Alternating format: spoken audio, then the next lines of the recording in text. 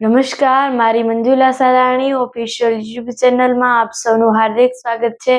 નમસ્કાર, આપની સાથે હું છું મંજુલા. અત્યારે આ ભક્કમ ગરમીની વચ્ચે પણ અત્યારે ભારતભરમાં જે કેટલાક રાજ્યો છે ત્યાં વરસાદની આગાહી થઈ છે. ફરીથી એક વખત આ વરસાદની આગાહી છે તે કરવામાં આવી છે, જેમાં વિન્ડી અને વેધર છે તેના દ્વારા પણ જાણવા મળી રહ્યું છે, તેનું પૂર્વાનુમાન લગાવાઈ રહ્યું છે. સાથે જ હવામાન નિષ્ણાંતો છે તેના દ્વારા પણ આની આગાહી કરાઈ છે. સાથે જ ગુજરાતમાં છે તેની તારીખ પણ અપાઈ ગઈ છે કે કયા દિવસે કયા કયા જિલ્લાઓમાં વરસાદ થવાનો છે.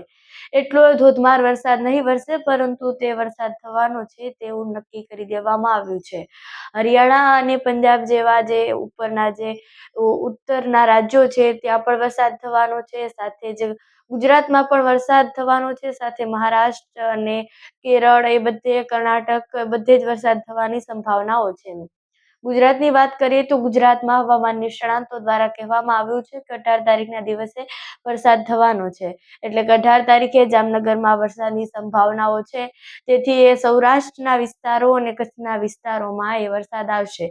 સાથે જ પછી એ માર્ચ મહિનામાં પણ વરસાદની અન્ય આગાહીઓ થશે અને એપ્રિલ મહિનામાં પણ વરસાદ થઈ શકે છે, આવું હવામાન નિષ્ણાંતો દ્વારા કહેવામાં આવ્યું છે. વેધર અને વિન્ડીમાં પૂર્વાનુમાનમાં જોવામાં આવ્યું તો ત્યાં પણ એવું જ જાણવા મળ્યું કે 18 તારીખે જામનગરમાં વરસાદ થવાનો છે. સાથે જ કચ્છમાં પણ વરસાદ થવાનો છે.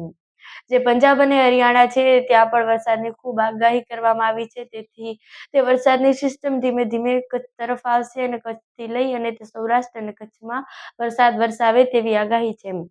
અત્યારે કચ્છ જિલ્લામાં તથા જે જામનગર છે તે જામનગરના જિલ્લાઓમાં ત્યાં આકાશ છે ત્યાં વાદળોથી ઘેરાયેલું જણાઈ રહ્યું છે. તથા એવું પણ જાણવા મળી રહ્યું છે કે ક્યાંક ક્યાંક જિલ્લાઓમાં, તાલુકાઓમાં વરસાદ પણ થયો છે. થોડા થોડા ઝાપટાઓ એ વરસાદના આવ્યા છે. ગુજરાત જિલ્લામાં તો ક્યાંક એવું જાણવા મળી રહ્યું છે કે ક્યાંક ખૂબ કાળું ભમ્મર આકાશ થઈ ગયું હોય અને થોડા થોડા વરસાદો પડ્યા હોય. આવું કેટલાય જિલ્લાઓમાં, ગુજરાતના જિલ્લાઓમાં થયું છે. સાથે જ માત્ર ગુજરાત નહીં, અન્ય જિલ્લાઓમાં પણ થયું, રાજ્યોમાં પણ થયું છે. એ જે ગુજરાતના રાજ્યની આજુબાજુ લગતા રાજ્યોમાં પણ આવી જ રીતે વરસાદની આગાહી કરવામાં આવી છે. ધુમ્મસ જેવું વાતાવરણ અને ગરમી એનો અહેસાસ અત્યારે લોકોને થઈ રહ્યો છે. પરંતુ તેની વચ્ચે વરસાદે તેની એક જે લહેરખી આવે તે લીધી છે અને તેના વચ્ચે આ વરસાદ થવાની આગાહીઓ છે. તો તમારું આ વિષય પર શું કહેવું છે? કમેન્ટ્સ પર જરૂરથી જણાવજો. સાથે જ અમારી મંજુલા સાલાણી ઓફિશિયલ યુટ્યુબ ચેનલને સબસ્ક્રાઇબ કરવાનું ભૂલશો નહીં.